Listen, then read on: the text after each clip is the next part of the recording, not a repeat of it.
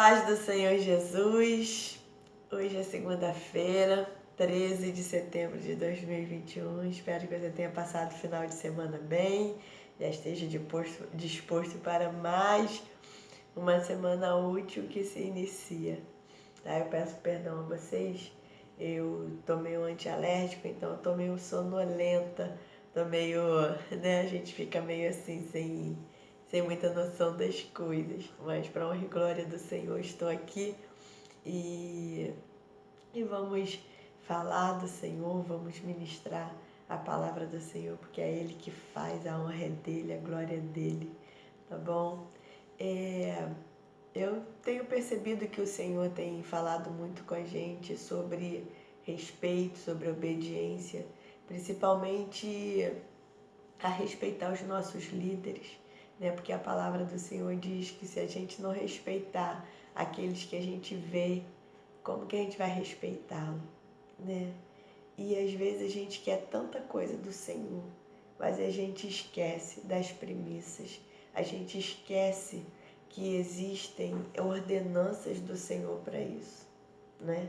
A gente às vezes quer também o respeito, mas a gente não respeita as pessoas, a gente quer que as pessoas tenham limite para com a gente, mas a gente não tem limites para com ela.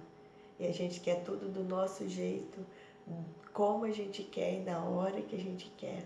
E não é isso. E nem sempre é assim, né? Tem coisas que são imediatistas, nós vamos conseguir sem problema nenhum, mas tem outras que não, né? Porque o Senhor precisa tratar conosco para depois Ele fazer acontecer. Não que Ele não esteja trabalhando, mas Ele está agindo. E o tempo dele não é o tempo da gente, tá? Ontem na escola bíblica dominical nós estudamos sobre o rei Ezequias. O rei Ezequias, ele assumiu o trono depois que o pai dele, o rei Acais, faleceu. E a maioria aqui conhece o rei Acais. O rei Acais casou com a Jezabel, né? Quem nunca conhece, falou sobre a Jezabel.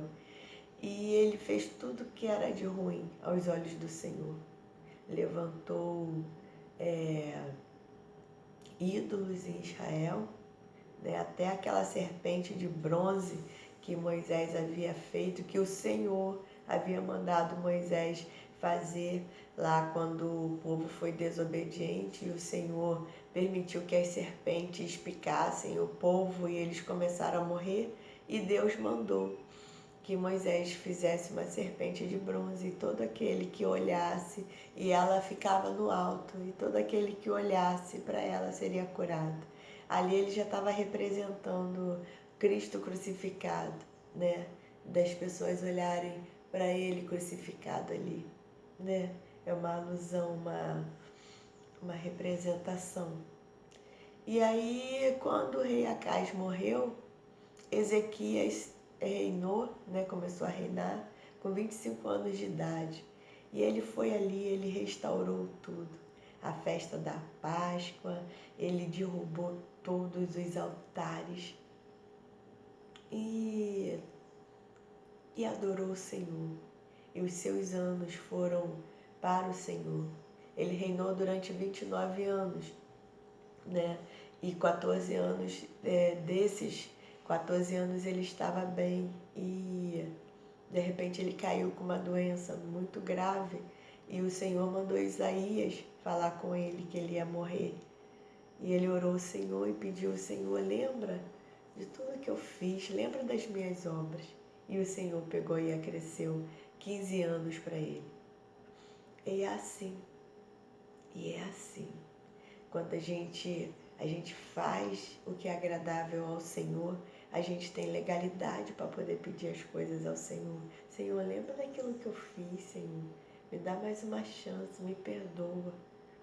Eu sei que existem algumas coisas que o Senhor já faz pela gente quebrantar o nosso coração para Ele. E é por isso que eu e você estamos aqui.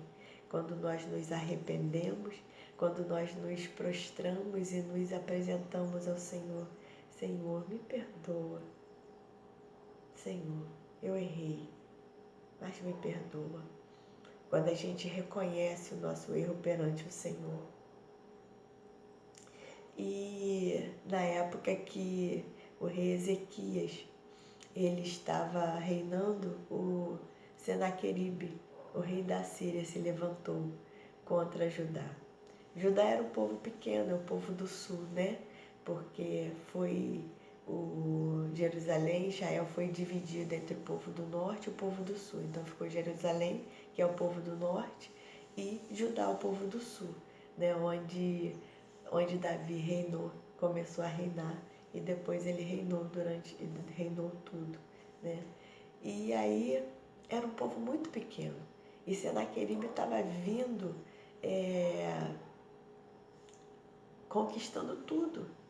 E quando ele chegou ali, ele afrontou Ezequias, maldisse Ezequias, né? E afrontou o Deus vivo, né? Falou para o povo: como que vocês podem dar ouvido a esse? Foi lá, derrubou os altares e tá aí botando vocês para morrer. É nesse rei que vocês acreditam? Né? Para poder amedrontar o pessoal. E depois ainda falou: cadê os deuses lá dos povos lá que eu conquistei? Por acaso esse daí vai ser diferente? E ali ele fez algo que ele arrasou com ele mesmo. Ele afrontou o próprio Deus vivo. E ali a guerra não era mais contra Ezequias, mas contra o Deus. Porque os outros eram feitos de mãos de homens, era feito de barro e de madeira. Mas o rei que Ezequias servia, Senhor da glória. E aí Senaqueribe bateu de frente, vamos dizer assim, com uma muralha. Não é? Tem gente que não tem noção com quem está lidando, com quem está afrontando, a quem está requerendo mal. Tem gente que não tem noção. Para não ficar só nas minhas palavras, vamos lá em 2 Crônicas, capítulo 32, vamos ler o versículo 7 e 8, quando Ezequias, ele dá uma palavra de consolo e de conforto para o povo. Segundo Livros das Crônicas, capítulo 32, versículos 7 e 8. Ezequias diz assim: aleluia, Pai. Esforçai-vos e tende bom ânimo, não temais, nem vos espanteis por causa do rei da Assíria, nem por causa de toda a multidão que está com ele, porque há um maior conosco do que com ele. Com ele está o braço de carne, mas conosco o Senhor nosso Deus, para nos ajudar e para guerrear nossas guerras. E o povo descansou nas palavras de Ezequias, rei de Judá. Aleluia, aleluia. A palavra diz que maldito é o homem que confia no seu próprio braço ou na força do seu braço. Senaqueribe estava confiando nos seus muitos homens, nos seus muitos soldados, nas suas muitas conquistas. Realmente ele estava certo. Como que um rei de barro, de madeira, pode me livrar e te livrar de alguma coisa? Como que a lua, o sol, a natureza, Buda, Satanás, pode te livrar do Deus vivo? Não. Satanás pode até te livrar de determinadas coisas, né, se você o serve. Mas quando aquele servo de Satanás começa a afrontar um servo do Senhor, coitado. Tá falando assim, né? Coitado. Tudo tem um tempo. E às vezes Deus permite as nossas aflições, as nossas guerras. Mas isso é para me preparar e preparar você. Porque tudo tem um tempo. e o nome dele é glorificado. E às vezes os nossos inimigos, o inimigo da nossa alma, né, e até aqueles que são usados, ou se deixam usar, ou até aqueles que querem fazer o mal por eles mesmos, porque o mal já está entranhado, a ruindade está entranhada nele, e não tem nada a ver com Satanás, ele só procura Satanás para ter um respaldo. Aí ele vai atacando, vai atacando, vai atacando, ele não vê nada, né? Às vezes ele até te vê mal, né? Você é abatido, mas você continua de pé. Você está doente, mas você está de pé. Você está com a sua família, com alguém da sua família enfermo, mas você está de pé. E aí ele começa a observar aquilo, o que está acontecendo. Não, agora ele já está doente, agora vai ser um golpe final. Ah, Senhor. Mas os que confiam no Senhor são como montes de Sião, que não se abalam, mas permanecem para sempre. Ezequias sabia muito bem no Deus que ele confiava.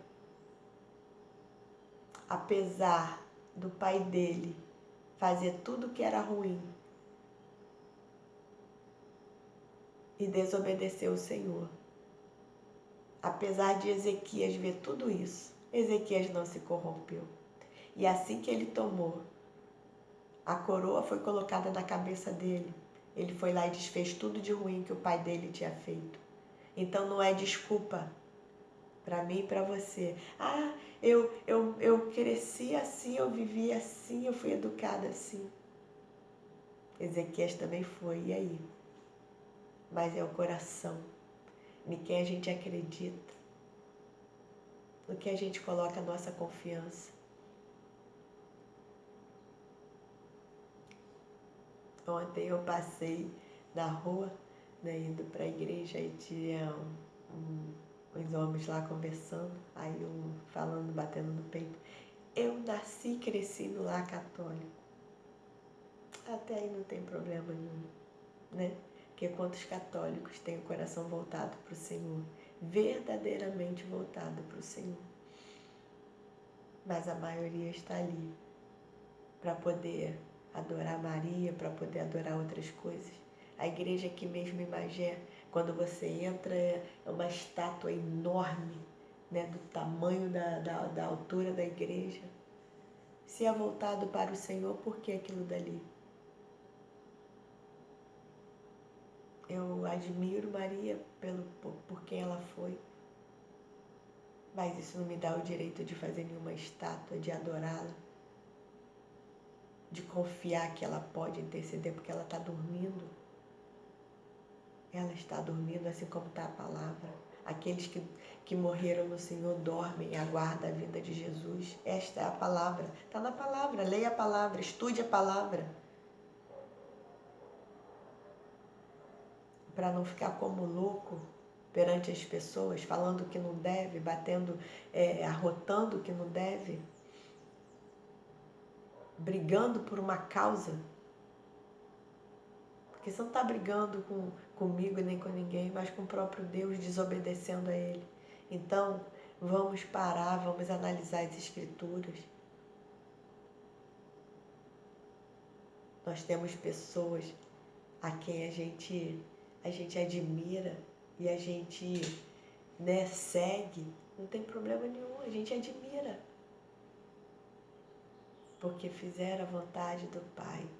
Não sucumbiram à carne, nem à sua própria vontade, mas à vontade do Pai. São testemunhas do Senhor. Essas são as testemunhas do Senhor, que fizeram a vontade do Senhor. Essas são as testemunhas de Jeová, não é? Testemunhas de Jesus, do Deus vivo. Então a palavra é obediência. Quando você obedece, pode vir o que for, pode vir o que for. Mas lembre-se, tudo tem um tempo, a luta tem um tempo.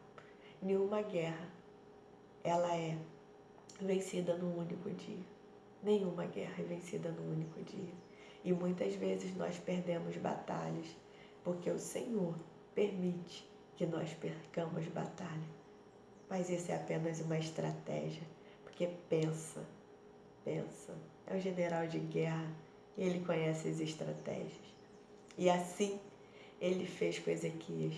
Descansa o teu coração, né? Mandou uma mensagem por Isaías, porque Ezequias foi logo mandar falar com Isaías, porque ele sabia muito bem que Deus era representado por Isaías aqui na terra. Então ele foi buscar, foi chamar a quem era devido, a quem podia. E Isaías falou, não se preocupe. E numa única noite, um único anjo matou 185.000 soldados. E o Senaqueribe fugiu apavorado. E quando chegou lá no seu palácio, foi morto pelo seu próprio filho. A espada. Pelo seu próprio filho. Então, tome cuidado a quem você está afrontando. Tome cuidado com quem você está mexendo. Como diz o outro, você sabe quem eu sou? Eu sou filha do rei. E você é filho de quem? A quem você serve? Em quem você tem posto a tua confiança?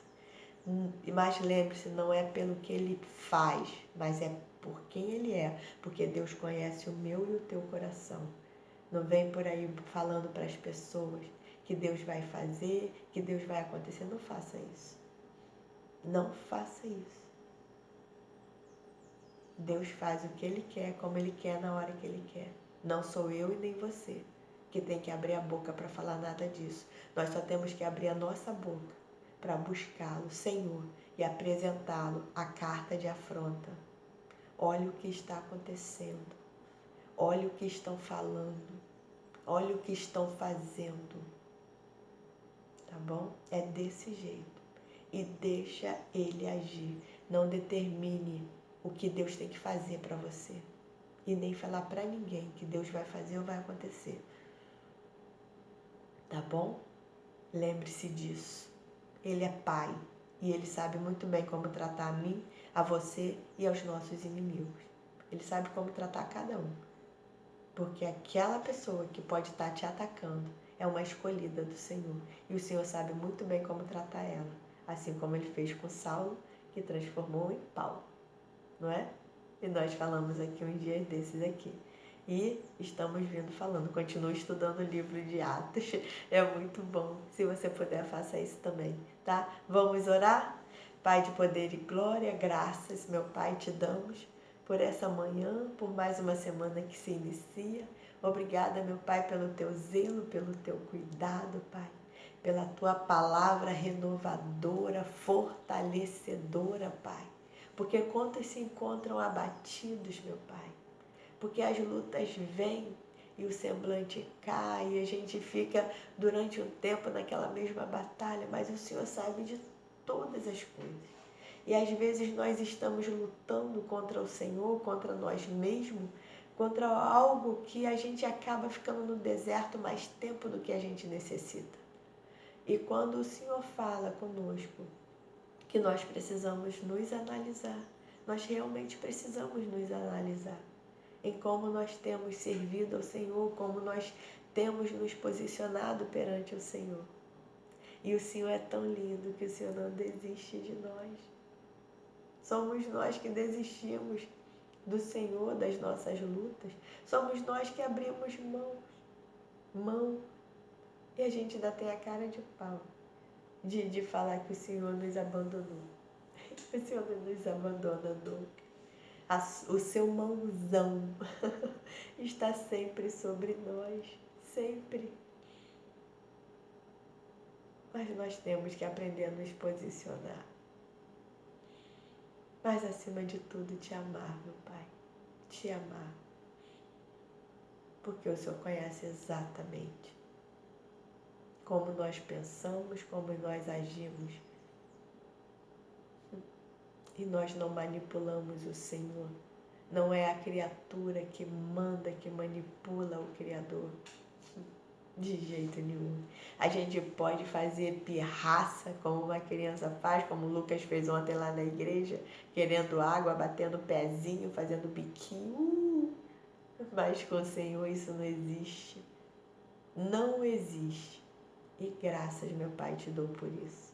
Graças te dou porque o Senhor sabe a medida certa de nos educar. O não e o sim existem. E o Senhor sabe a medida certa.